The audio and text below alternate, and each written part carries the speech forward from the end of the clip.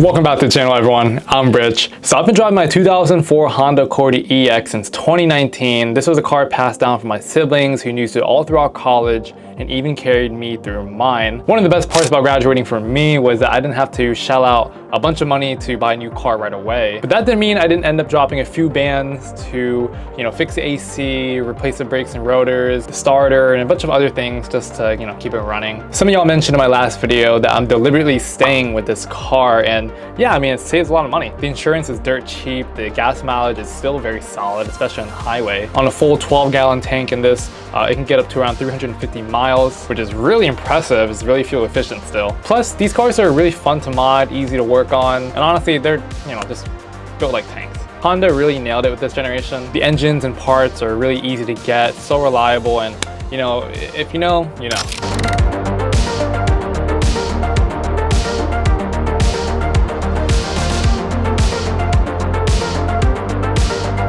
So get this, the average car payment in the US is around $745 a month, and that's just a payment. When you factor in like gas, insurance, maintenance, random fees, and all that, you could easily be spending over $1,200 a month on just a vehicle, and that's wild. For a lot of us, basically rent money. And the worst part about this is most folks are stuck with this for the next 5 to 7 years, paying for a car that's rapidly losing value, when in reality, a well-maintained car can do the job for way less and with way less stress. Anyways, with that said, I knew this car was boring from the start, so over the years I decided to have some fun with it. I added some mods, repaired a lot of things, and I want to show you some cool accessories that I keep on the daily that I think are super useful, super cool, and honestly, just really fun to have. There's still a lot I'll be showing in this video, so I'll break it down into 3 parts. First, what I did to exterior. Second, the interior mods and accessories. And third, what I keep in the trunk. I won't be covering any engine mods or repairs in the video. There's not much done there besides a cold air intake and a strut bar which I installed. If you guys want to know more, let me know down in the comments below, but I still think you'll enjoy this one. First up are the aftermarket fog lights. I'm not sure if Honda ever made OEM fog lights assemblies for this generation of Accord, but I ended up grabbing a kit off of eBay for around $50. I had to cut into the bumper and mounted them securely, then swapped in some LEDs, which are super bright and make night driving way better. The final look is surprisingly clean. I also fuse tapped it into the open slot for power, keeping everything neat and functional. And this makes it look so much cooler. You have 4 white bright lights. All of them are LEDs, so they're just really nice and easy. They use less power. The brakes and turn signals are replaced LEDs as well. And for the exhaust, I wanted a dual setup with that clean, JDM inspired look. Nothing too loud or obnoxious. I wasn't going for a fart can, no muffler delete, and definitely not drilling any holes into it. The shop I went to actually suggested angling the mufflers behind the bumper so they wouldn't stick out too far or underneath, but the tips still look visible and they look kind of cool. Having dual exhaust does help the engine breathe a bit better. Maybe adds a touch of power or improves fuel economy, but for me, it was mostly about the aesthetic. It's still very quiet. There's just a nice rumble when you start the car up and gas. This is a 4-cylinder car, by the way. It's an economy car. I'm not trying to race it or, show people how loud and whatever my car is like. I use it to commute everywhere, to like Jersey, New York, Philadelphia, DC, and all that. Everything here in the East Coast. I also painted my brake calipers yellow, mostly to give the old rusty ones a fresh pop from a distance. It's one of these subtle details I notice every time I get in and out of the car, especially since I'm still rocking the OEM rims. I don't have a need to change them, they look good. Plus the paint makes them easier to clean and wash. Painting your calipers isn't hard, it just takes some time and patience and a few basic materials. There are plenty of YouTube tutorials that can walk you through this step by step. And hey, if any of you guys end up doing it, let me know down in the comments below or DM me on Instagram. I want to see your cool car mod setups and whatever you guys done to it. And hey, while we're still on the topic of paint, I also did do a chrome delete. The car originally had this silver trim that I wasn't really a fan of, especially after I got the windows tinted by my friend. I used Plasti Dip and masked off the areas with newspapers. It took a while, but ended up with a nice matte finish that actually pairs up really well with the tint. And honestly, tints are just really worth it for my opinion, not just for the cleaner look, but also for keeping the car cooler and add a little bit of privacy while driving. The only other last significant thing I did was add a genuine Honda spoiler onto my car, and this one had the same paint color. It was easy to put on. At first I got scared because I was drilling holes into it, but it wasn't that bad. It pairs up with a 3rd brake light and gives the car a sportier look.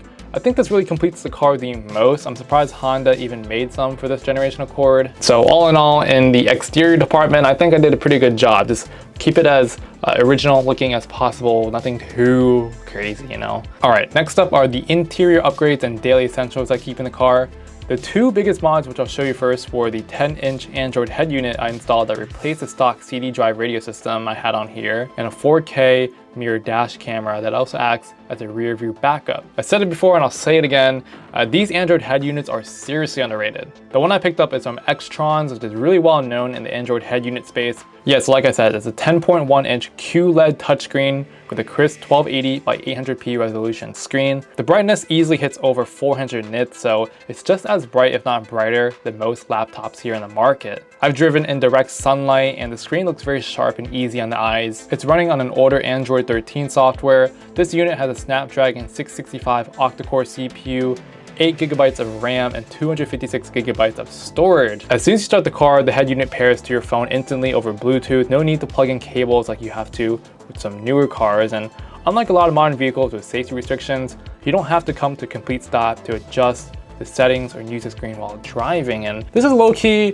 a really cool feature in my opinion. It's just really convenient to get in and out. Within 10 seconds, it's already on the go. CarPlay will detect it, get right into my phone, and music will start playing. You have plenty of options like adjusting the climate control AC settings, as well as adjusting the EQ for the sound system. And the sound system quality is really, really good in my opinion. I still have the stock speakers. Honda's really outdid themselves with these speakers. There's no subwoofer in the car. There's just two tweeters in the front, two speakers in the sides and two in the back. There's a nice kick to it. It's very clear. Treble and bass are just really balanced. Google Maps and Spotify never look better on here either. It's really easy to navigate, and honestly, it just made this car fun to drive again. I don't have to worry about using my phone as a map while driving and have it propped up on a stand. And since it is an Android unit, there's a lot of features you can use this for, like watching full-on YouTube videos while using your phone's hotspot, plugging in your own downloaded songs via USB stick, phone mirroring, and more. I mean, just think of this as shoving a tablet computer into your car with full functionalities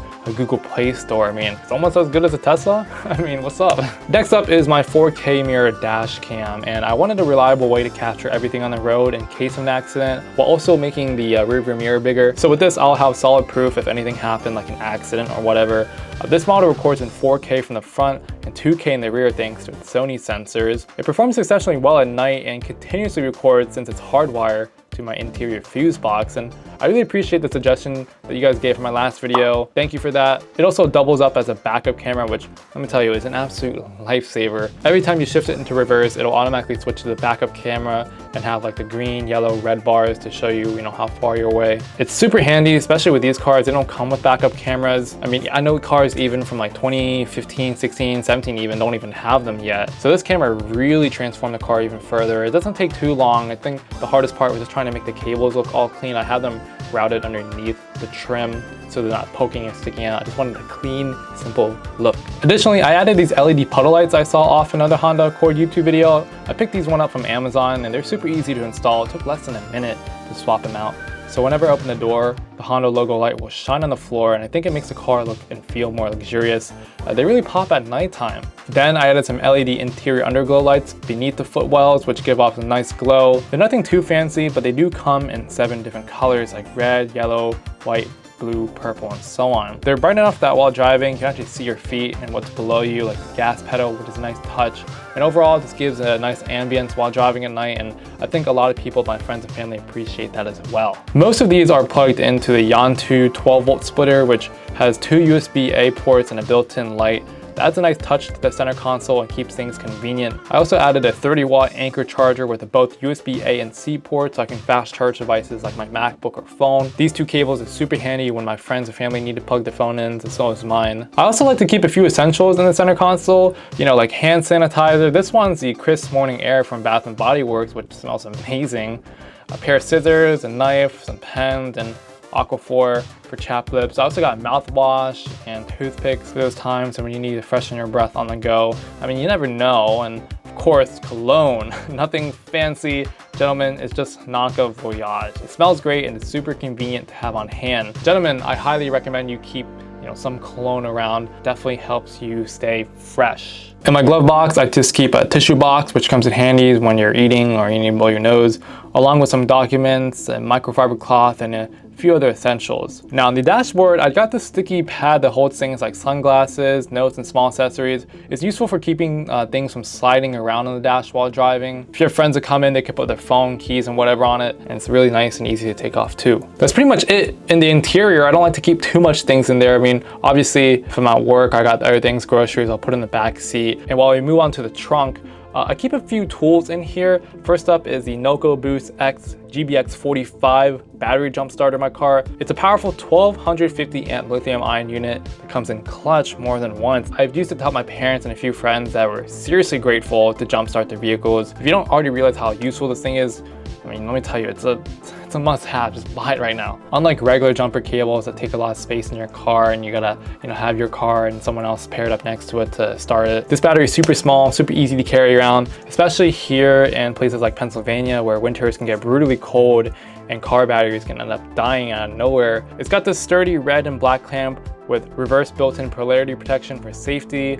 You have these bright LED indicators that charge fast via its USB-C 60-watt port that can also charge your phone and other devices. I mean, ladies and gentlemen, we're not losing any power in this car here. It even charges itself through the same port too, which is perfect now that everything is USB-C. And yes, it also has a built-in flashlight for emergencies or if you're working on your car at night. If you have some extra cash, just get it. It's 100% worth it. Use my links down below. It'll help your boy out a lot. Another crucial maintenance tool that I think that every car should have, whether you drive a supercar, Tesla, truck, or anything that just moves, is just a tire pump, okay? I have this one from Amazon from a company called EP Auto. This thing has like over 50,000 reviews on it. I mean, I don't have to tell you how good it is, just look at that. It plugs straight into your 12-volt socket, and this has saved me more than times than I can even count in the past few years. If you ever wake up to a flat tire before work or something unexpected, it's enough to get you back on the road. You can set your desired PSI and it'll inflate your tire in under a minute. If you live in the city or anywhere that's hard to get to a tire pump at the gas stations, definitely keep this baby on board. Plus, it also comes with extra attachments so you can use it on bikes, basketballs, pump up balloons, and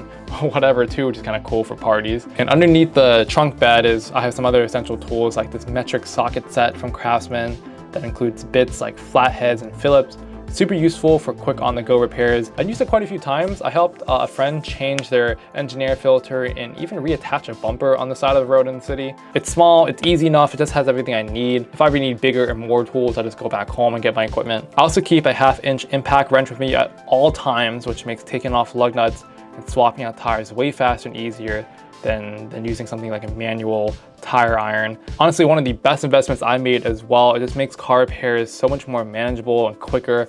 Plus, it's kind of fun. I feel like, a NASCAR driver just boom, boom, boom, boom, taking it all off at once. And, you don't have to strain your arm and all that. Just hit it, boom, out, in. And lastly, just for fun, I just keep a pair of white Birkenstocks or, some Jesus sandals, as some of you guys might call it. If you guys are still wondering about the engine, I mean, look, it's just, everything's, been replaced here, like the AC compressor, the battery, starter, alternators, and all that. I mean, obviously had to go over some years, but some mods I did was a cold air intake. This one is just routed all the way down to the front bumper. I did this back when I was like high school, I don't know, just kind of a fun mod I did. I don't really think it helps that much, but could. And a DC Sport strut bar in the front, and this ties the front two struts together. And I honestly think this kind of made the car more rigid, especially at turns. I mean, it's not a fast car, but when I do drive it around, I definitely felt it. Turning with it, it's more sharper, more responsive and all that too. So it didn't hurt to add it in as well. So yeah, that's pretty much everything I keep in my 2004 Honda Accord. These are some must-have accessories. If any of y'all are whipping an older car like mine, let me know down in the comments below. Tell me why you always keep it, or if I'm missing anything else that I should have. Like I said, I wanted to keep this car as OEM and clean